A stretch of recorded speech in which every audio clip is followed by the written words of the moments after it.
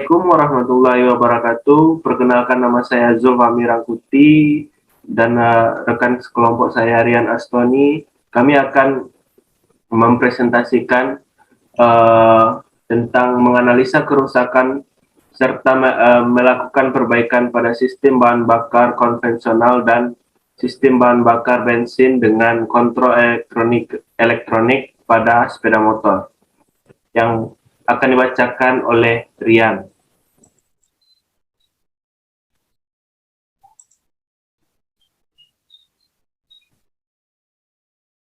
Cara kerja sistem bahan bakar menggunakan karburator. Sistem bahan bakar berfungsi untuk menyediakan dan mengatur banyak dan sedikitnya campuran bahan bakar secara tepat yang dibutuhkan mesin sesuai dengan kondisi dan beban itu sendiri. Sistem bahan bakar terdiri dari beberapa komponen utama, yaitu tangki bahan bakar, saringan bahan bakar, pompa bahan bakar, selang bahan bakar, dan karburator. Pada sebagian mobil juga ada ditambahkan dengan charcoal kanister yang berfungsi sebagai penyimpanan sementara gas HC yang berbahaya pada saat mesin mati.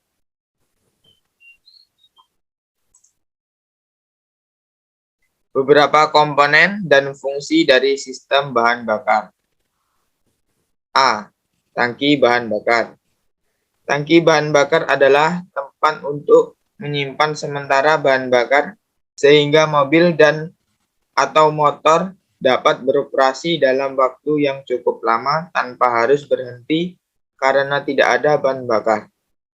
Biasanya, tangki bahan bakar diletakkan di bagian bawah kendaraan sehingga terhindar dari kebakaran bila terjadi benturan dan mengurangi kemungkinan terjadinya kebakaran.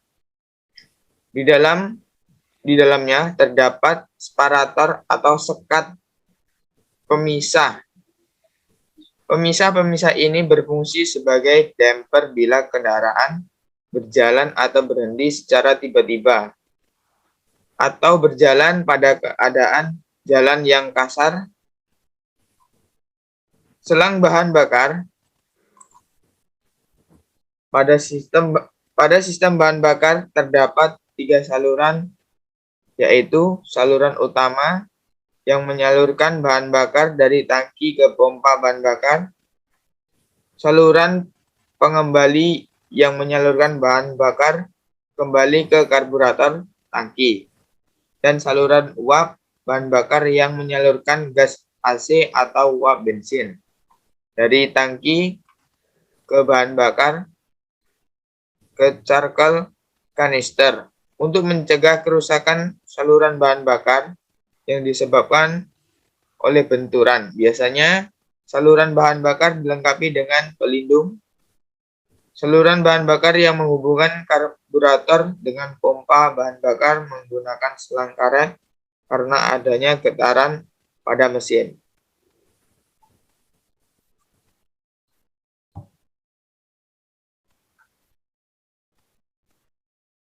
Saringan bahan bakar. Elemen saringan bahan bakar dan menyaring air, pasir, dan kotoran, dan benda asing lainnya yang lebih berat dibandingkan dengan bahan bakar. Kotoran akan mengendap di bagian bawah saringan, sedangkan kotoran benda asing yang ringan akan menempel pada elemen. Saringan bahan bakar tidak dapat diperbaiki dan harus diganti dalam 1 unit. Di bawah ini merupakan gambar pada saringan bahan bakar.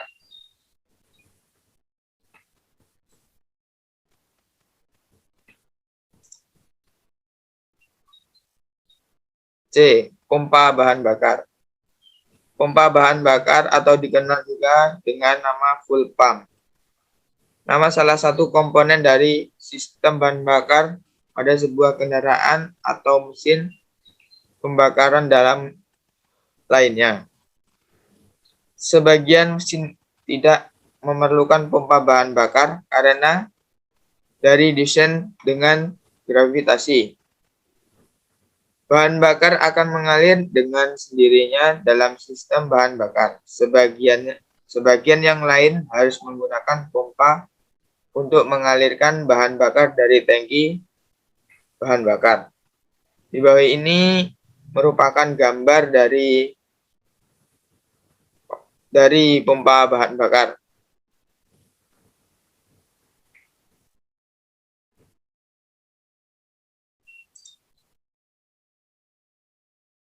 Ada dua tipe pompa bahan bakar. Yang pertama, tipe mekanik. Cara kerja pompa tipe mekanik pada langkah hisap. Apabila rocker arm ditekan ke atas oleh knob, diafragma tertarik ke bawah ruangan. Di atas diafragma menjadi hampa. Katup masuk terbuka dan bensin akan mengalir ke ruangan diafragma. Langkah penyaluran. Apabila knob berputar, maka rocker arm akan kembali ke posisi semula sehingga diafragma didorong ke atas oleh pegas. Akibatnya, bensin didorong melalui katup keluar dan terus mengalir ke karburator. Dalam keadaan seperti ini, katup keluar terbuka dan katup masuk tertutup. Tekanan penyaluran pompa sekitar 0,2 sampai dengan 0,3 kg per cm. C. Pump idling. Jika bensin yang tersedia pada karburator sudah cukup, maka diafragma tidak terdorong ke atas oleh pegas dan full rod berada pada posisi tertutup. Hal ini disebabkan tekanan pegas sama dengan tekanan bahan bakar. Pada saat ini, rocker arm tidak bekerja walaupun knob berputar. Akibatnya, diafragma dan pompa tidak bekerja. Selanjutnya akan dibacakan oleh Zulfahmi Rangkuti. 2. Pompa tipe elektrik. Pompa bensin tipe elektrik langsung bekerja sebagai kunci kontak pada posisi on.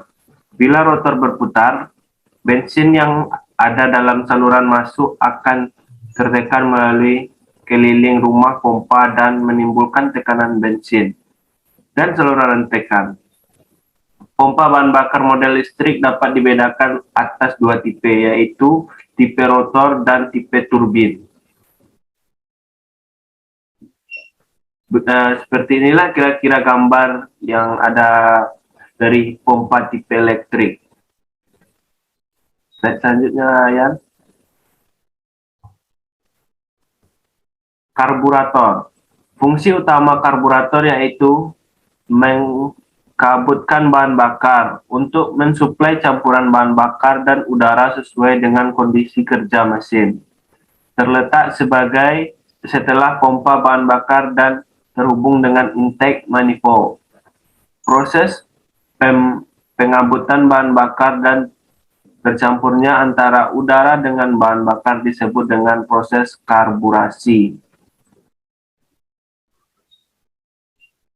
2. Pemeriksaan, penyetelan, dan perbaikan sistem bahan bakar dengan karburator. A. Tangki bahan bakar. Tangki bahan bakar bocor. Tangki bahan bakar yang bocor disebabkan karena berbenturan atau karat di dalam tangki bahan bakar.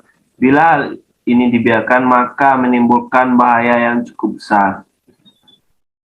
Tersumbatnya bahan bakar pada saluran keluar. Penyumbatan saluran keluar ini sering terjadi akibat adanya penguapan bahan bakar dan pengembunan udara di ruang hampa bahan bakar yang apabila dibiarkan tanpa menguras tangki dan secara berkala, maka lama-kelamaan akan menjadi karat. Hal ini menjadikan tersumbatnya saluran bahan bakar ke karburator. B. Saringan bahan bakar. Saringan bahan bakar kotor maka harus dibersihkan. Apabila tidak layak dipakai maka harus diganti. C. Pompa bahan bakar. Sistem kevakuumannya sudah lembek atau ganti pompa. D. Karburator. Terlalu banyak udara yang masuk ke dalam ruang. A. Cek bagian kedua sisi sambungan manifold. Pastikan terpak tidak mengalami sobek atau kebocoran. C. Setelah baut pengaturan udara, cara menyetelnya. 2. Jet atau spoiler langsung tersumbat. Bongkar bagian karburasi, lalu kemudian copot baut jet spoiler. B. Bersihkan lubang-lubang kecil yang ada pada jet dan lubang-lubang ulir lainnya dengan menggunakan kompresor atau pompa udara tekanan tinggi hingga lancar. Bensin tidak mau turun di dalam tangki karburasi disebabkan karena selang bensin tersumbat. Filter pada keran bensin terlalu kotor atau selang hisapnya terlepas dari nempel manifold. Suara mesin tidak bisa di stasioner atau langsam. Setelan pelampung kurang tepat. Cara kerja sistem bahan bakar EFI. Pada sistem EFI dengan mesin berbahan bakar bensin, pada umumnya proses penginjeksian bahan bakar terjadi di bagian ujung intake manifold atau manifold masuk sebelum intake atau valve atau katup klep masuk. Pada saat intake valve terbuka yaitu pada langkah hisap, udara yang masuk ke ruang bakar sudah bercampur dengan bahan bakar secara ideal. Sistem EFI harus dapat mensuplai sejumlah bahan bakar yang disemprotkan agar dapat bercampur dengan udara dalam perbandingan campuran yang tepat sesuai kondisi putaran dan beban mesin, kondisi suhu kerja mesin, dan suhu atmosfer saat itu. Sistem harus dapat mensuplai jumlah bahan bakar yang bervariasi supaya perubahan operasi kerja mesin tersebut dapat dicapai dengan unjuk mesin yang optimal.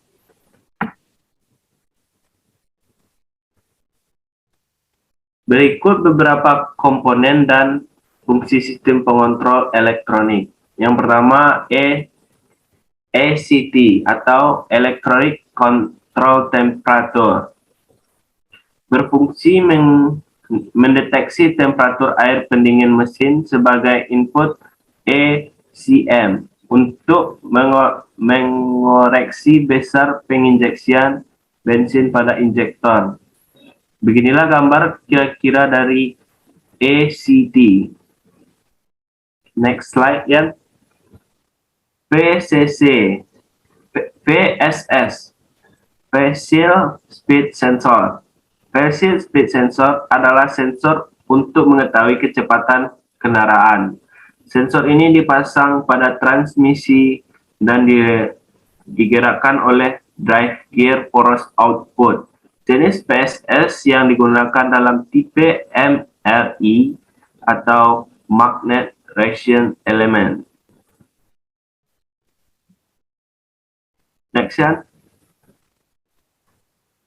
Yang ketiga ada CMP atau Crankshaft Position Sensor. CMP sensor terdiri dari atas komponen elektronik yang terdapat di dalam sensor case dan tidak dapat di-setel maupun diperbaiki. Sensor ini mendeteksi posisi piston pada langkah kompresi melalui putaran sinyal rotor yang diputar langsung oleh crankshaft untuk mengetahui posisi pembukaan dan penutupan intake dan exhaust valve. Dan beginilah kira-kira bentuk Nah, yang keempat CKP, Crankshaft Position Sensor. Selain digunakan untuk mendeteksi putaran mesin, sensor CKP juga digunakan sebagai sensor utama sistem pengapian. Output sinyal dari sensor CKP digunakan ECU atau ECU untuk menentukan ignition timing. Next, oxygen sensor. Sensor O2 dipasang di exhaust manifold yang berfungsi untuk mendeteksi konsentrasi oksigen gas pada gas buang kendaraan, menghitung perbandingan udara dan bensin, dan menginformasikan hasilnya pada ECU.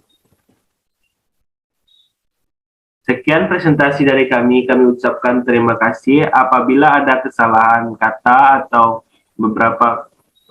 beberapa hal yang tidak menyenangkan, kami mohon maaf. Sekian.